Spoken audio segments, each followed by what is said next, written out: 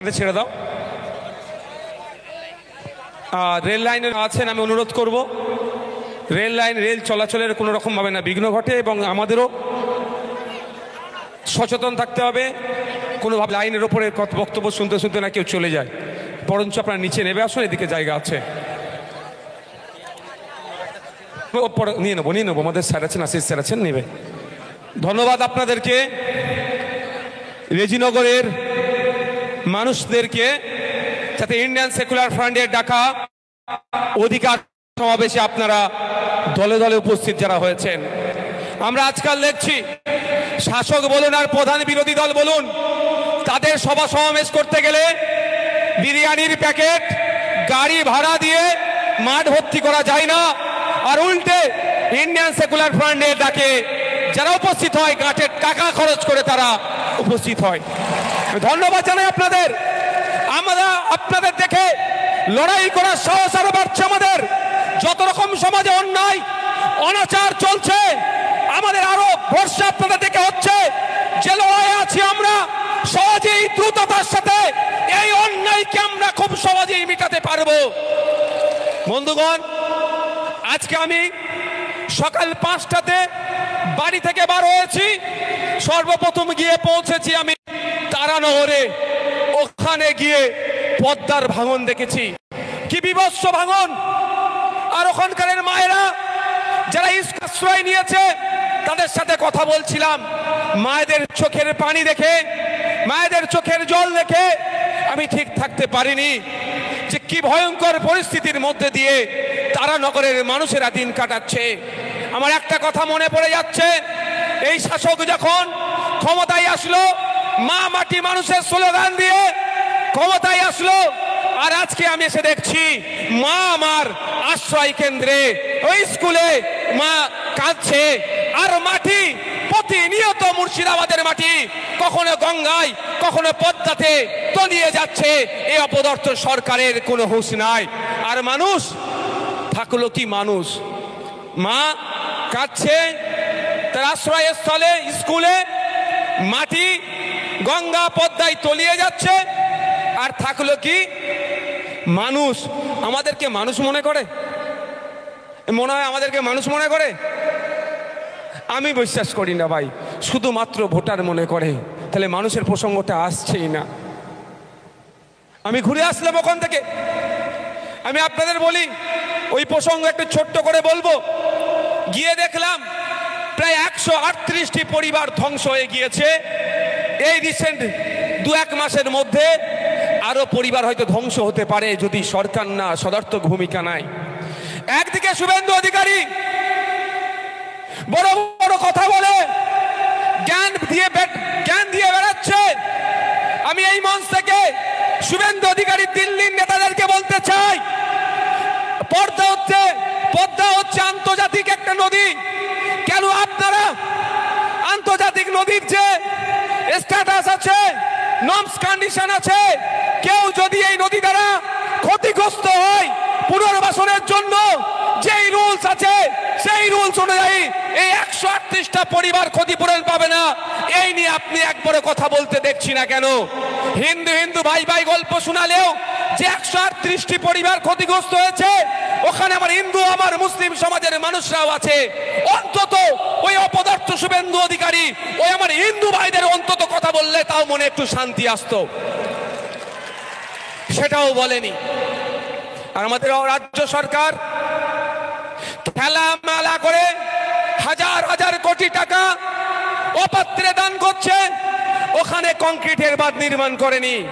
গঙ্গা বক্ষে তলিয়ে যাচ্ছে, মালদা মুর্শিদাবাদ নদিয়ার হেভি অংশ গঙ্গা বক্ষে পদ্মা বক্ষে তলিয়ে যাচ্ছে, কোনো ব্যবস্থা গ্রহণ করছে না। আর উল্টো দিকে হাজার হাজার কোটি টাকা খেলামেলা করে নষ্ট করে দিচ্ছে। আপনাদের বলি, অনেকের মধ্যে একটা ভুল ধারণা ঢুকিয়ে রেখেছে নাকি ওই গঙ্গা ভাঙন পদ্মা ভাঙন রোধ করা যায় না। আপনারা এখান থেকে যদি মালদাতে যান, ফারাক্কা যখন পার করবেন, গেট আছে না, ওটা কি গেট বলে গো? ফারাক্কা ব্যারেজ আছে তো, তার থেকে ডান সাইডে নতুন আর একটা ব্রিজ তৈরি হচ্ছে না ভাই? হচ্ছে তো নাকি? যদি গঙ্গা বক্ষের ওপরে নতুন করে ব্রিজ নির্মাণ করা যায়, তাহলে গঙ্গা বক্ষে যদি নতুন ব্রিজ নির্মাণ করা যায়, তাহলে কেন গঙ্গার পাড়ে ভাঙন করা যাবে না? আমাদেরকে ভুল বুঝে রাখা হচ্ছে।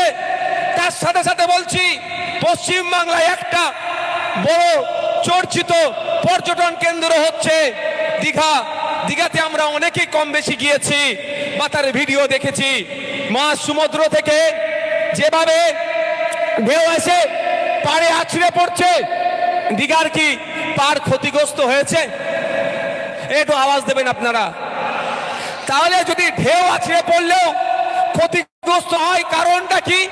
ওখানে কংক্রিটের বাঁধ নির্মাণ করেছে, বিজ্ঞানসম্মতভাবে বাঁধ নির্মাণ করেছে, বিজ্ঞানসম্মতভাবে বাঁধের রক্ষণাবেক্ষণ করছে বলে ওখানকার পাড় ধ্বংস হচ্ছে না, ওখানকার মানুষ ক্ষতিগ্রস্ত হচ্ছে না।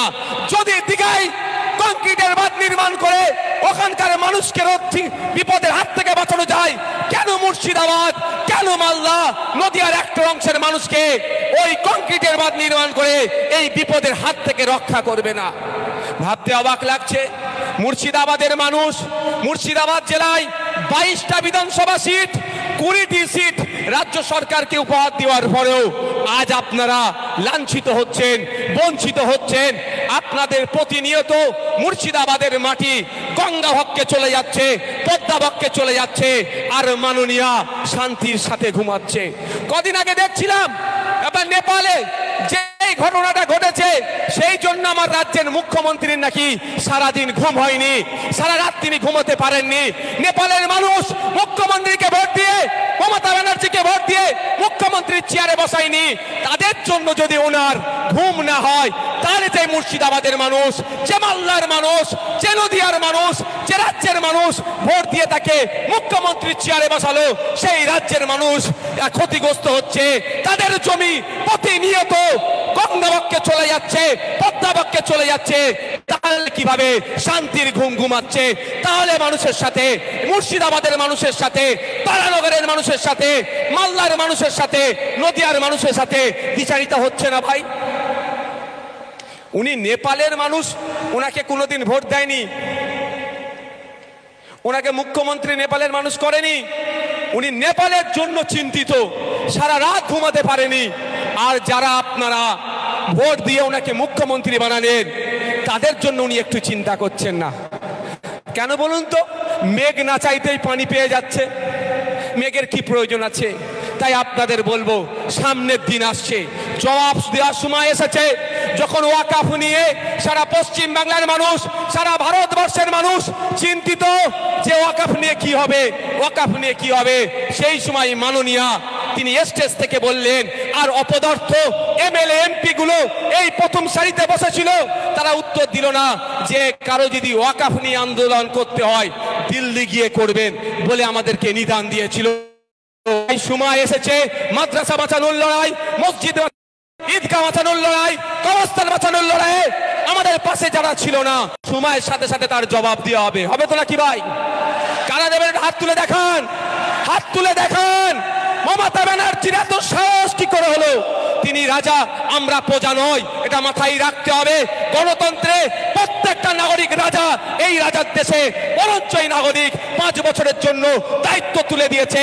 উনি দায়িত্ব পেয়ে যদি রাজা মনে করে আমরা রাজা, আগামী দিনে তাকে বুঝিয়ে দেব। হবে তো ভাই? আমি অবাক হয়ে যাচ্ছি, মুর্শিদাবাদের মতো জেলাতে দাঁড়িয়ে বলছে ওয়াকফ নিয়ে গুলোগুলি করবেন না। উনি বলতে পারতেন যে উনি দায়িত্ব নিতে পারতেন।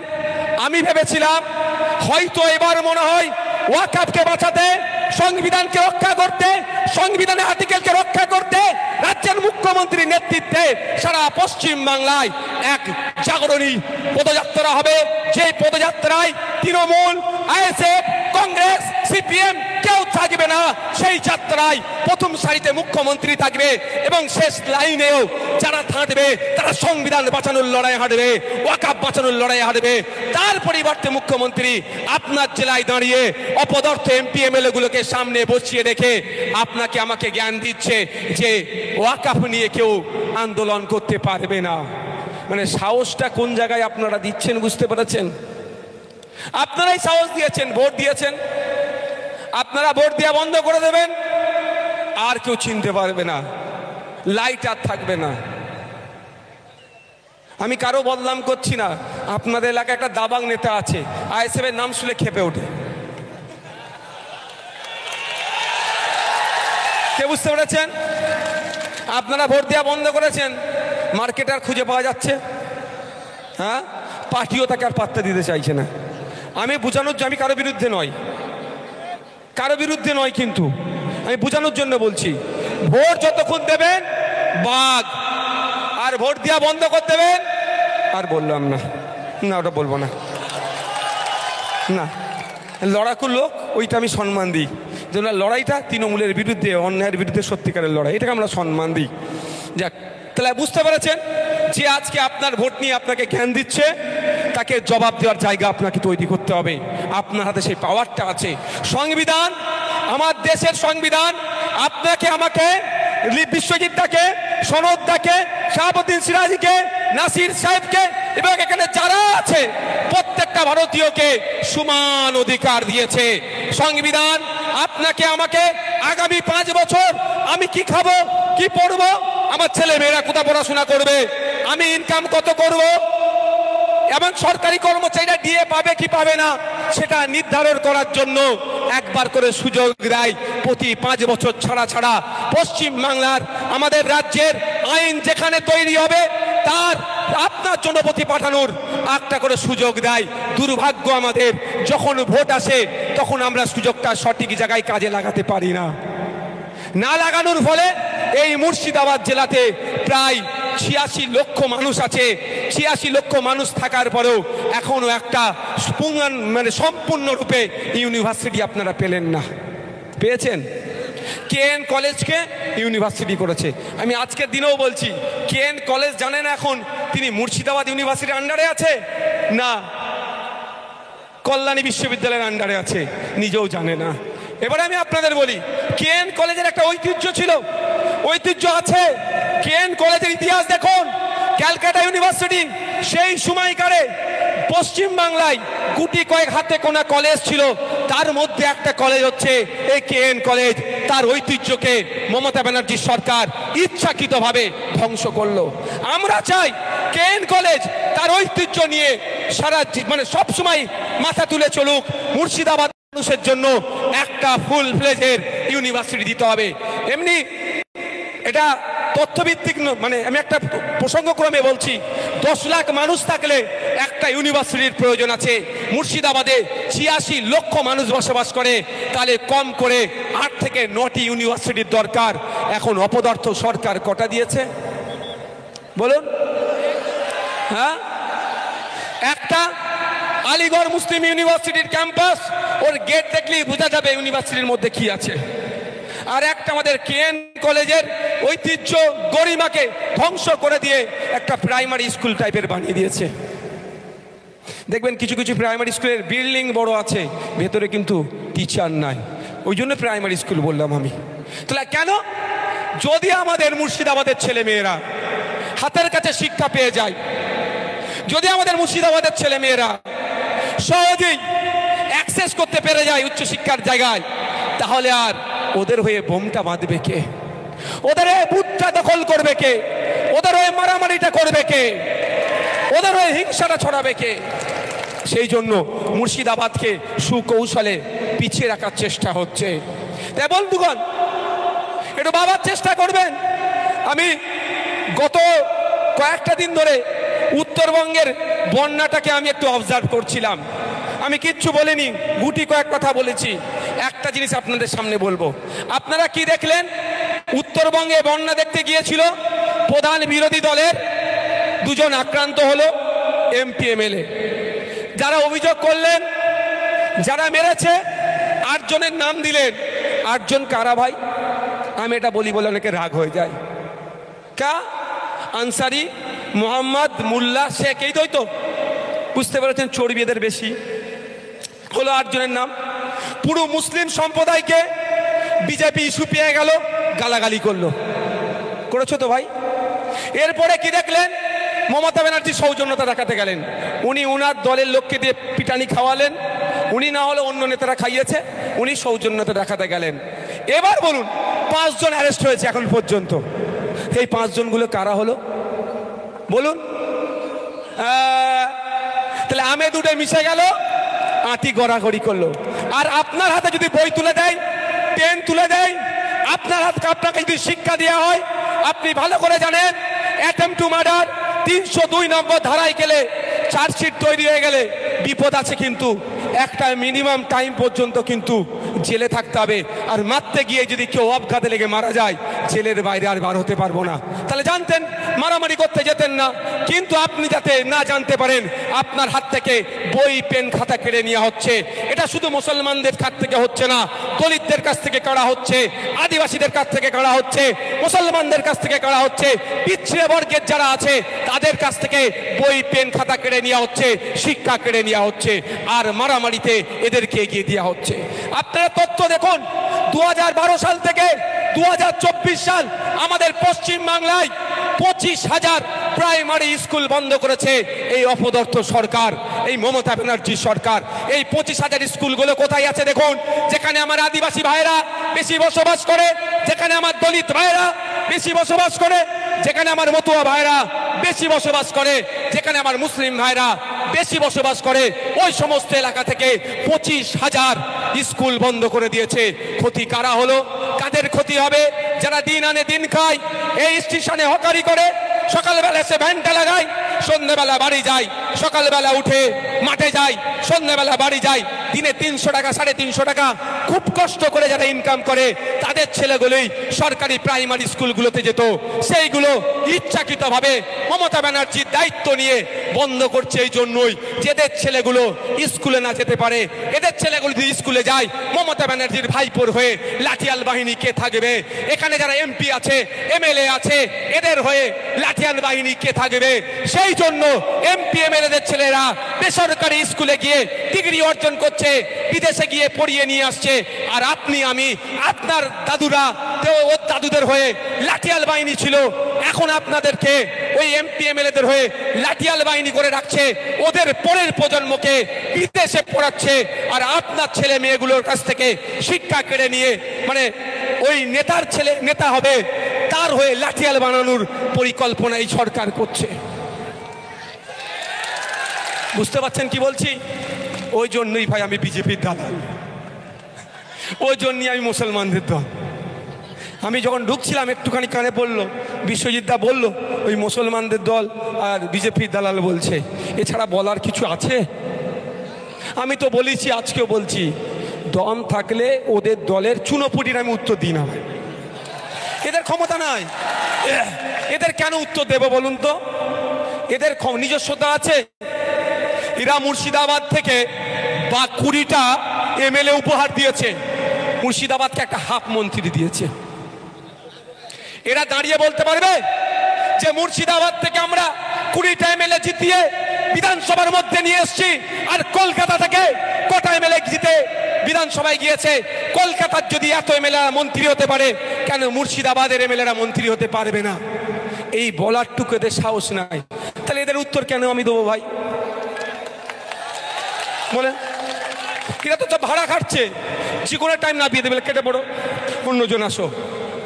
বুঝতে পারছেন তো? এদের মালিকের সাথে আমি লড়াই করব। ডিবেট হোক, মমতা ব্যানার্জি হোক ডাকুক, ডিবেট ডাকুক। যদি মমতা ব্যানার্জিকে ভুল করতে না পারি, মমতা ব্যানার্জির নীতিকে বা বাংলা শাসনের ক্ষেত্রে বাংলা নয় পিছিয়ে বাংলা যদি প্রমাণ করতে না পারি, আমি তৃণমূলের ঝান্ডা ধরে নেবো। এখানে আমি কথা দিলাম।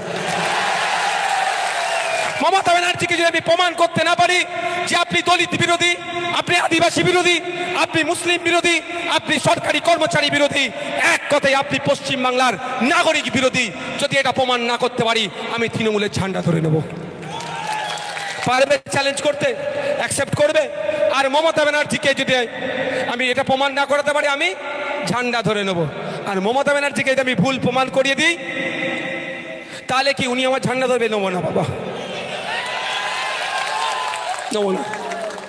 শুধু বলবো আপনি ভুল প্রমাণিত হয়েছেন, দয়া করে একটু পদত্যাগটা করুন, অন্য কাউকে সুযোগ দিন, বাংলাকে এগিয়ে নিয়ে যান।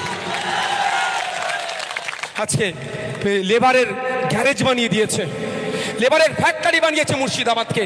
যেই মুর্শিদাবাদ একদিন রাজধানী ছিল, যেই মুর্শিদাবাদে সারা পৃথিবীর মানুষ মুর্শিদাবাদকে একটা প্রাইম জায়গা হিসাবে জানতো, সেই মুর্শিদাবাদের দলিত, আদিবাসী, মুসলিম সহ পিছড়ে বর্গের মানুষ পরিবার পরিজন ছেড়ে ভিন্ন রাজ্যে গিয়ে কাজ করছে, আর অনেক সময় লাশ হয়ে ফিরে আসছে। এই মুর্শিদাবাদকে বদলাতে হবে। আমি বলেছিলাম এগ্রিকালচার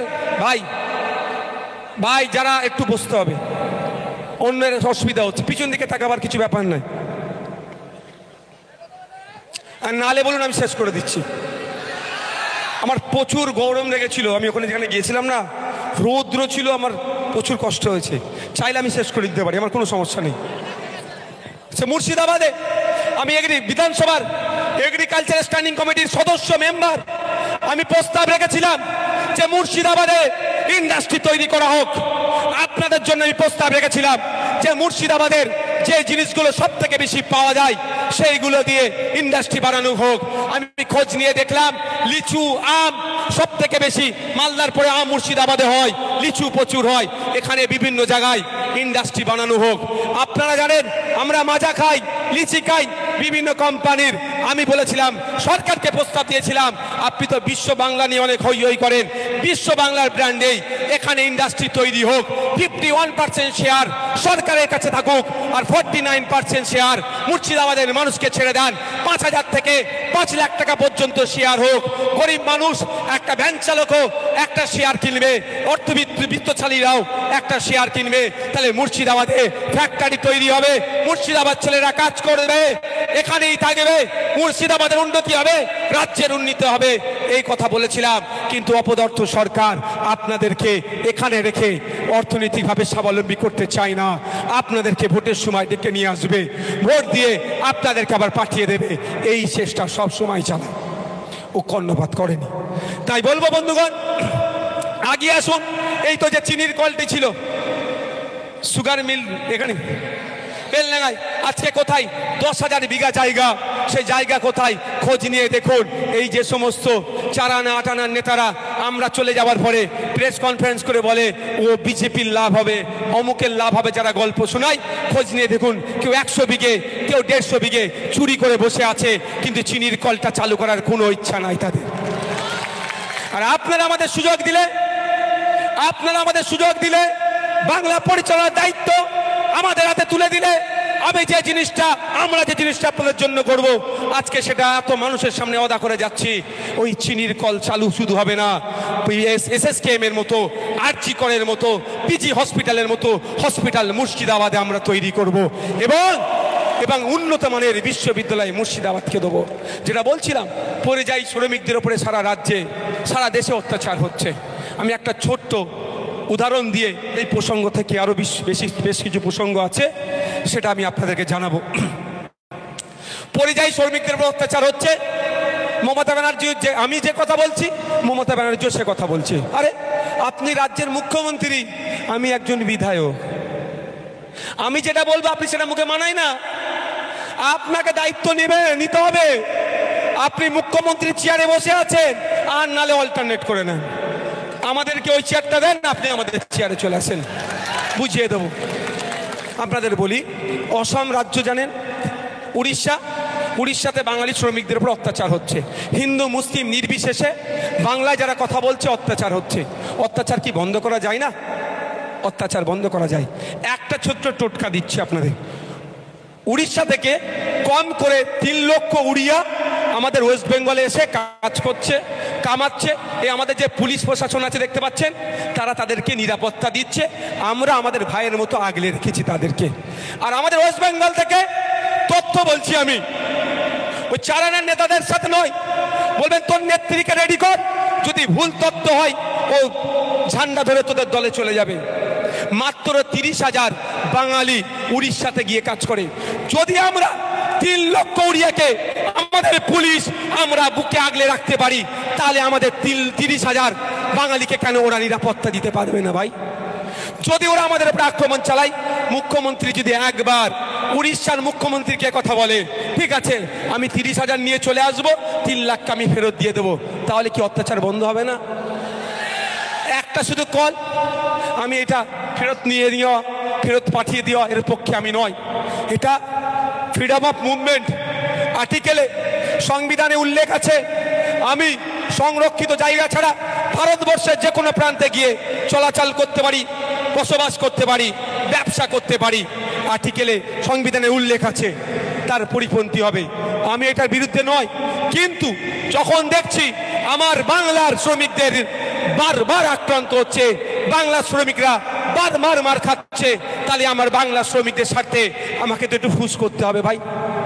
হবে কি হবে না? আমি বলছি কামড়ানোর দরকার নেই, ফুস তো করতে হবে, তাহলে কি ছেড়ে দেবে? আমাকে 42 দিন জেল খাটিয়েছে, যদি ফুস না করতাম আরো 42 দিন খাটাতো হয়তো। ফুস তো ভাই করতে হবে, সেটা করছে কি? করেনি। মার খাচ্ছে কে? দলিত। মার খাচ্ছে কে? আদিবাসী। মার খাচ্ছে কে? মুসলমান। ওরা এদেরকে মানুষ মনে করে না, শুধু ভোটার মনে করে। ওই জন্য যা হচ্ছে হোক, আমরা ভোটের সময় ভোট পেয়ে যাব। তাই আপনাদের বলবো, আওয়াজ তুলতে হবে, রাজ্য সরকারকে দায়িত্ব নিতে হবে, পরিযায়ী শ্রমিকদের উপরে অত্যাচার বন্ধ করতে হবে। যদি অত্যাচার বন্ধ করার দায়িত্ব না নিতে পারে, তাহলে যেই পদে আছেন সেই পদ থেকে অব্যাহতি নেন, অন্যদেরকে সুযোগ দেন। তারা যদি না পারে, অন্য কাউকে আমরা সুযোগ দেব।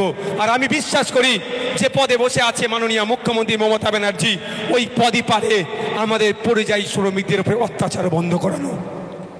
ওই পদই পারবে, কিন্তু তিনি করছেন না। এটাই আমাদের ব্যর্থতা, আমরা তাকে করাতে পারছি না। তাই সময় আসলে আঙুঠাটা যেখানে দেন, আনেওয়ালা দিনে, আগামী দিন যেটা আসছে, আঙুঠাটা একবার ঘুরিয়ে দেন, দেখবেন আপনার অত্যাচার বন্ধ হয়ে যাবে। আপনারা কালকে শুনলেন ভাঙড়ে এক নটোরিয়াস ক্রিমিনালকে মমতা ব্যানার্জি দায়িত্ব দিয়েছে। এক নটোরিয়াস ক্রিমিনাল, আমি বলছি না ভাই, ন্যাশনাল হিউম্যান রাইটস কমিশন বলছে ওটা একটা নটোরিয়াস ক্রিমিনাল, কুখ্যাত সমাজ বিরোধী একটা। তো শুভেন্দু অধিকারীর বিরুদ্ধে কিন্তু ওকে দাঁড় করা করেনি, দায়িত্ব দেয়নি। নওশাদ সিদ্দিকীর বিরুদ্ধে দিতে হবে। তবে আমি নিজে একটা ভলিবল প্লেয়ার ছিলাম, বেলডাঙ্গা অনেকবার খেলে গেছি। বেলডাঙ্গার বড়বাবু তৎকালীন সময়, এখন বলতে পারবো না, মেজবাবু ছোটবাবু দুজন টিম নিয়েছে, কোনো এক বাবুর হয়ে আমিও খেলে গেছি সেই সময়। যাক, 2016 আগের কারে কথা বলছি আমি এটা। যাক, তো আমি শক্ত মাটিতে খেলতে পছন্দ করি, বুঝতে পেরেছেন তো? নরম জায়গায় আমি খেলিনি। আমার লাইফের পারফরমেন্স, যত বড় বড় টিম আছে তত বড় বড় টিমের বিরুদ্ধে, যত ভালো টিম তত ভালো আমি খেলেছি, যত ছোট টিম তত আমার খেলা খারাপ হয়েছে।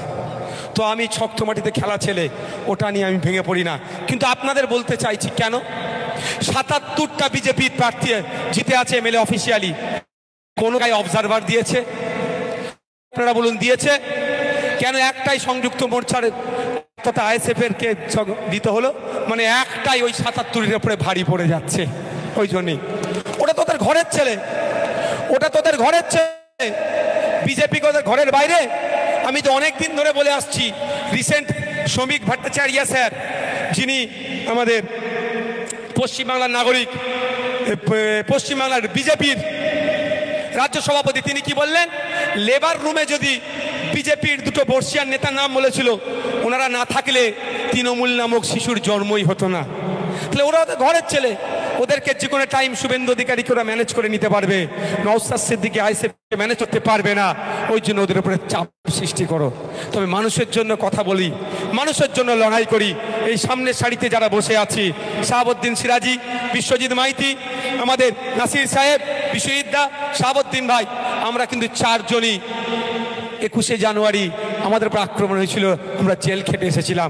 আমাদের অপরাধটা কি? অন্যায়ের বিরুদ্ধে কথা বলি। আমাদের অপরাধটা কি? সরকারি কর্মচারীদের হকের দিয়ে তুমি দেবে না কেন?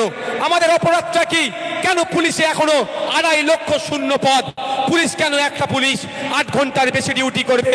একটা সিভিক ভলেন্টিয়ার কেন মাত্র 9,000-10,000 টাকার মাইনে চাকরি করবে? একটা সিভিক ভলেন্টিয়ার কনস্টেবলের থেকে কোনো অংশে কম কাজ করেনি, সমকাজে সমবেতন দিতে হবে এই বলা। আমাদের অপরাধটা কি? মুর্শিদাবাদের মানুষকে শিক্ষা ব্যবস্থায় শিক্ষা প্রতিষ্ঠান দিতে হবে বেশি বেশি করে। আমাদের অপরাধটা হচ্ছে গঙ্গা ভাঙন, পদ্মা ভাঙন রোধের কথা বলা, এটাই আমাদের অপরাধ হয়ে যায়। আমাদের অপরাধ মুর্শিদাবাদে উন্নত মানের হসপিটাল দিতে হবে, এটাই আমাদের অপরাধ হয়ে যায়। সেই জন্য আমাদেরকে ধরে জেলের মধ্যে রেখেছিল। তাই আমি আপনাদের সামনে বলে যাই, এই রেজিনগরে দাঁড়িয়ে আপনাদেরকে বলে যাই, একবার কেন 100 বার আমরা জেলে যেতে প্রস্তুত আছি। মানুষের জন্য কথা বলে যাব, মুর্শিদাবাদের মানুষের জন্য কথা বলবো, মালদার মানুষের জন্য কথা বলবো, দিনাজপুরের মানুষের জন্য কথা বলবো, নর্থ বেঙ্গলের মানুষের জন্য কথা বলবো, সাউথ বেঙ্গলের মানুষের জন্য কথা বলবো। তাতে যদি আমাকে একবার কেন 100 বার জেলে পাঠায়, আমি হাসি মুখে 100 বার জেলে যেতে প্রস্তুত আছি। বন্ধুগণ, আপনাদেরকে নকল আর আসল চিনতে হবে। এখন নকল মালের ওপরে লেখা আছে নকল হইতে সাবধান, বুঝতে পারছেন? আপনি ভাবছেন তাহলে এ মাল ঠিক আছে, ওটা তাহলে নকল হবে।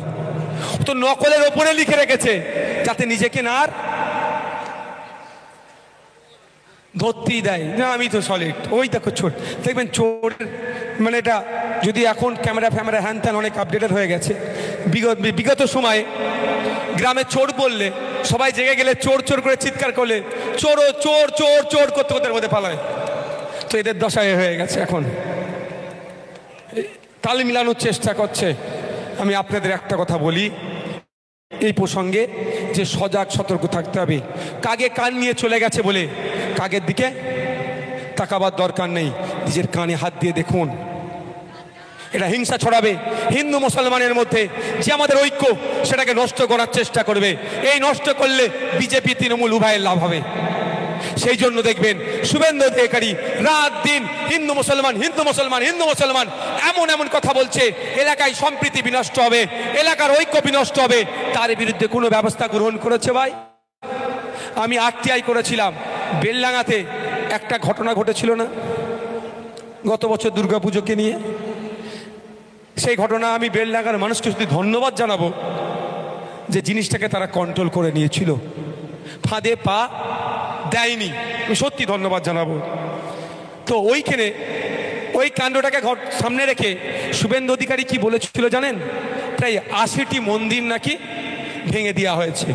আমি খোঁজ লাগালাম, যদি 80টা মন্দির ভেঙে থাকে চরম অন্যায় হয়েছে। যে বেটারা মন্দির ভেঙেছে একটা ওটা ছাড় দেওয়া হবে না।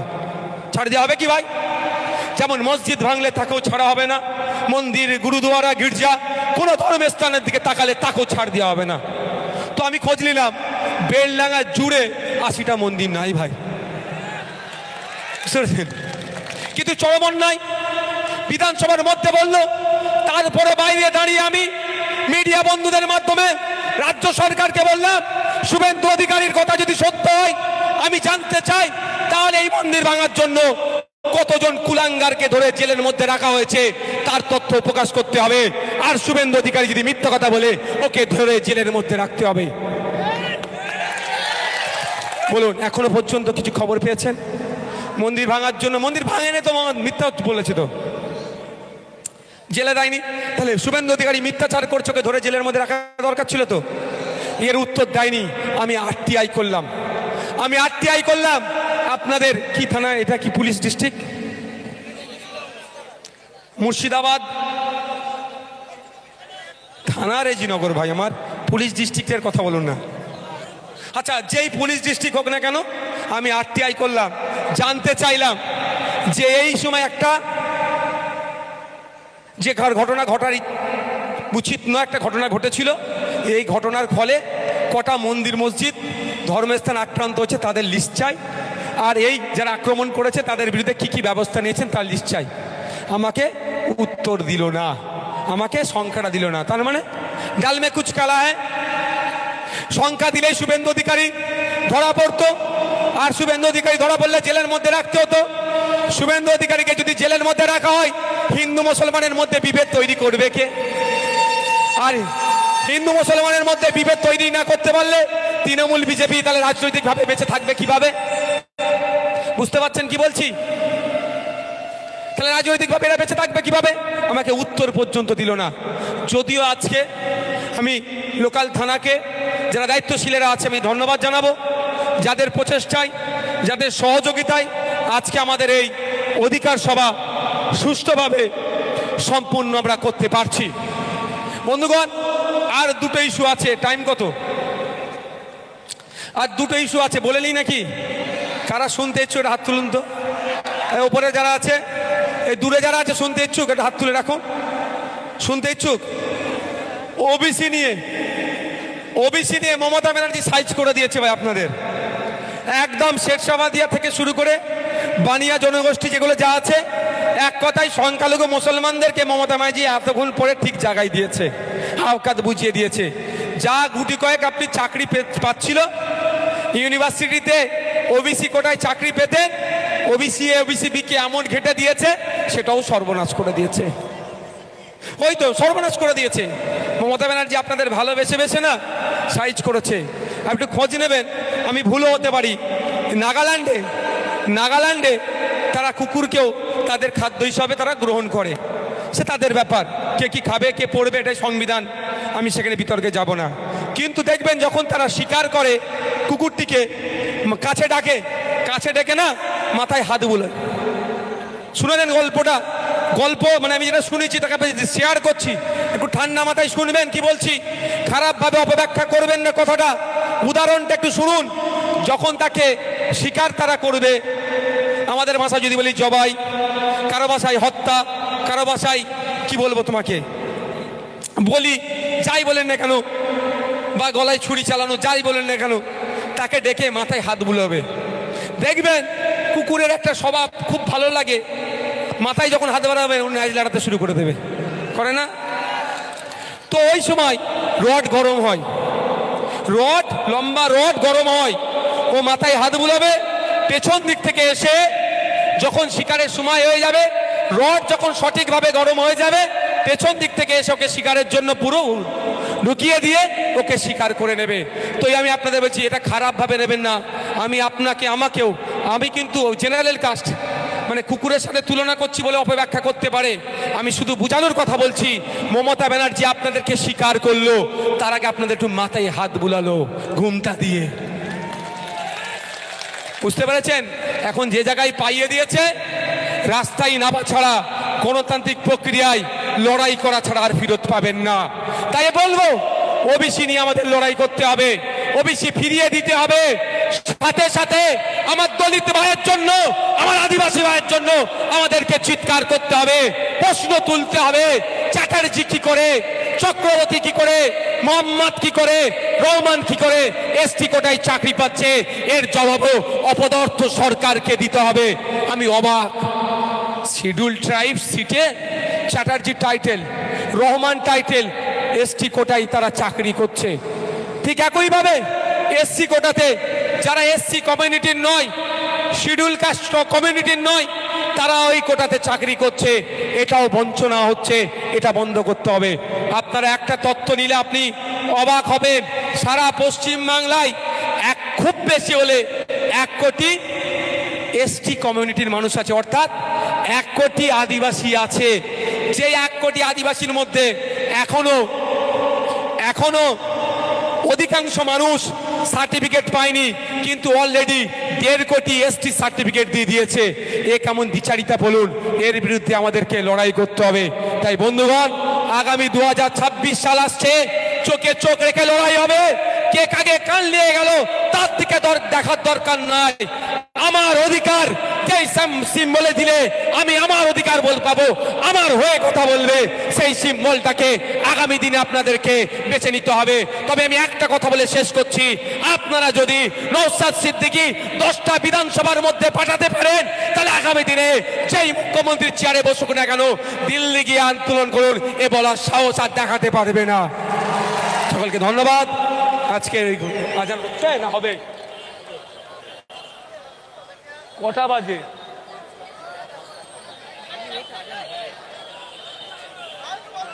আমার যথেষ্ট, কটা বাজে? 38 আজ। যাক ভাই, আমার বক্তব্য এখানে সংক্ষিপ্ত করছি। যারা রেল লাইন পার হবেন, আমাদের পুলিশের বন্ধুরা আছেন, পুলিশ কিন্তু আমাদের 1 মিনিট আমরা পুলিশকে কিন্তু সবসময় যেন একটা ব্যাকা চোখে দেখি, এটা দেখবেন না, অনুরোধ করছি। এই যে দুর্গা উৎসব গেল না, আপনারা যারা দুর্গা উৎসবে অনেকে ঘুরলেন, এখানকার ঠাকুর সেইখানে ঠাকুর, বিভিন্ন বড় বড় ঠাকুর দেখে এলেন। এই পুলিশের পরিবারের ইচ্ছা যায় না পরিবারকে নিয়ে একটু দেখুক? তারা দেখতে পেরেছে, তারা কিন্তু আপনার আমার জন্য তারা নিরাপত্তা দিল। আপনার আমার সুষ্ঠুভাবে যাতে শারদ উৎসব উদযাপন আপনি করতে পারেন তার ব্যবস্থা করলো। ঈদের সময় একইভাবে এরা আমাদের নিরাপত্তা দেয়। আর মন্দিরের ঘণ্টার মতো সবাই শাসক বিরোধী পুলিশকে সবসময় কটু ভাষায় আক্রমণ করছে। পুলিশ আমাদের সামাজিক বন্ধু, আমাদের পরিবারের একটা গুরুত্বপূর্ণ সদস্য, তাই সবসময় এদেরকে সম্মান দিতে হবে, এদেরকে আমাদের সাথে নিয়ে চলতে হবে। হ্যাঁ, পুলিশের যারা পুলিশ কোডের বাইরে গিয়ে সিট দ্বারা বিকিয়ে শাসকের চাটুকারিতা করে, তার বিরুদ্ধে আমাদের লড়াই সংগ্রাম জারি থাকবে। ধন্যবাদ পুলিশ প্রশাসন বন্ধুদেরকে, ধন্যবাদ মিডিয়ার বন্ধুদেরকে, ধন্যবাদ আজকের এই অধিকার সভায় যারা উপস্থিত হয়েছেন, আপনাদের মূল্যবান সময় আমাদেরকে দিয়েছেন। যারা এসেছেন আমি তাদেরকে অনুরোধ করব, যেমন সুশৃঙ্খলিত হয়ে আজকের এই অধিকার সভাতে সমাবেশে উপস্থিত হয়েছেন। প্রশাসন বন্ধুরা যেভাবে আপনাদের গাইড করেছে, এই ট্রেন লাইন পারাবারের জন্য যে নির্দেশনা দিয়েছে, যেরকমভাবে মেনে এসেছেন, সভা শেষ হলো আপনারা ওই রকম প্রশাসন বন্ধুদের সহযোগিতা নিয়ে শান্তিপূর্ণভাবে সুষ্ঠুভাবে আপনাদের বাড়ির দিকে পৌঁছে যান এবং বাড়িতে গিয়ে আওয়াজ একটাই তুলুন, কোনো কথা হবে না। 2026 সালে আমাদের রেজিনগর বিধানসভা থেকে আমরা এক নওশাদ ভাইকে বিধানসভায় পাঠাবো, খাম চিহ্নকে বিধানসভায় পাঠাবো। এটা আপনারা আজ থেকেই প্রচার করতে শুরু করুন। ধন্যবাদ সকলে। ভাই এই পিছিয়ে যাও। হ্যাঁ ঠিক আছে, ডেকে নিচ্ছে, দাঁড়াও একটু, একটু দাঁড়ান আপনারা, ডেকে নিচ্ছে। ওদের দুই তিনজন ভাইকে ছেড়ে দিন, 3 ভাইকে ছেড়ে দিন, আর আসতে হবে না। হ্যাঁ, 22-এর ডেটের যারা আছে 3 জন ভাই আসুক, বাকি কেউ আসতে হবে না। বাকি প্রশাসন বন্ধুরা যেরকম বলছে আপনারা রাস্তাটা ক্লিয়ার করুন। আমি একটা জিনিস দেখাবো আপনাদের ক্যান্সার রোগের দিকে আমার রাজ্য সরকার কেমন এগিয়ে দিচ্ছে। এই দেখুন আমার হাতে একটা রুমাল, এটা ধরো তো, মাইকটা ধরো আমার মুখের কাছে, এটা আমার রুমাল। আজকে আপনাদের মুর্শিদাবাদে এসেছি আমি, আজকে ঘরে থেকে বার করেছিলাম, বোথ সাইড দেখুন কি অবস্থা। বাড়ি থেকে বার হলাম, মুর্শিদাবাদ অবধি এখন বাড়ি যায়নি। এই ধুলোবালি রাস্তায়, এই ধুলোবালি পেটে যাবে, নাকে যাবে, অনেকের থেকে অনেকের ক্যান্সার রোগ হয়। অপদার্থ সরকারের হাতে আমি রাজ্য চালাবার দায়িত্ব দিয়েছেন, এগুলো কন্ট্রোল করা যায়। আমি পৃথিবীর বিভিন্ন দেশে ঘুরেছি, এক সপ্তাহ পর্যন্ত আমি থেকেছি, একটা রুমাল ইউজ করেছি, দ্বিতীয় রুমাল আমাকে ইউজ করতে হয়নি। আর আমার দেখুন একদিনের চিত্র দেখুন। এর হাত থেকেও পরিত্রাণ পেতে গেলে পরিত্রাণ কে দেবে? সভা দেবে, সরকার আপনাকে পরিত্রাণ দেবে। তা পেতে গেলে আপনার জনপ্রতিনিধিকে আইনসভার মধ্যে পাঠাতে হবে। আজানটাও যাক।